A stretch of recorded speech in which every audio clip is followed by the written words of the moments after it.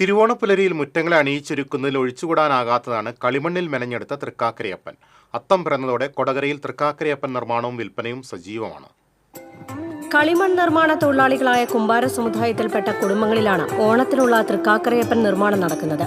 ജില്ലയിലെ വിവിധ ഭാഗങ്ങളിലുള്ള കുമ്പാരത്തറകളിൽ തൃക്കാക്കരയപ്പൻ നിർമ്മാണം നടക്കുന്നുണ്ടെങ്കിലും കൊടകരയിൽ നിന്നുള്ളവയ്ക്കാണ് ആവശ്യക്കാർ കൂടുതലുള്ളത്. കർക്കിടകം പിറന്നപ്പോൾ മുതലേ ഇവർ നിർമ്മാണം ആരംഭിച്ചിരുന്നു. ഓട്ട് കമ്പനികളിൽ നിന്ന് വാങ്ങിക്കൊണ്ടുവരുന്ന കളിമണ്ണാണ് ഉപയോഗിക്കുന്നത്. പല വലിപ്പത്തിൽ തൃക്കാക്കരയപ്പനെ മെനഞ്ഞെടുക്കുന്നുണ്ടെങ്കിലും വലിപ്പം കുറഞ്ഞവയ്ക്കാണ് ആവശ്യക്കാർ കൂടുതലുള്ളത്. അപ്പോൾ എല്ലാ വർഷത്തെ മാതിരി തന്നെ ഇപ്രാവശ്യം വില കുറവാണ്. മണ്ണിന് വില കൂടി, പിന്നെ പെയിന്റ്, എല്ലാ സാധനങ്ങൾക്കും വില കൂടി. 50 രൂപ മുതൽ 500 രൂപ വരെയാണ് വില. ഉയരം കൂടിയവ ഓർഡർ പ്രകാരമാണ് നിർമ്മിച്ചു നൽകുക. മുൻകാലങ്ങളിൽ നിന്ന് വ്യത്യസ്തമായി വിവിധ തരത്തിലുള്ള ഡിസൈനുകളിലാണ് തൃക്കാക്കരയപ്പൻ നിർമ്മാണം.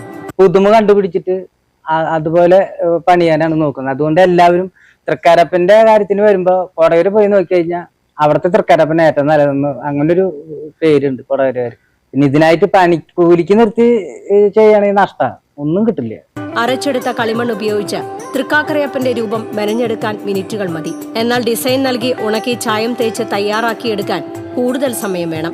വെയിലത്ത് ഉണക്കിയാൽ എളുപ്പം പൊട്ടിപ്പോകും എന്നതിനാൽ തണലിലാണ് ഉണക്കിയെടുക്കുന്നത്.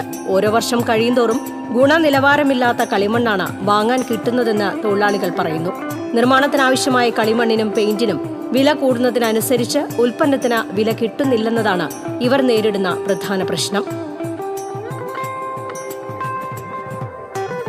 Culture desk, TCV.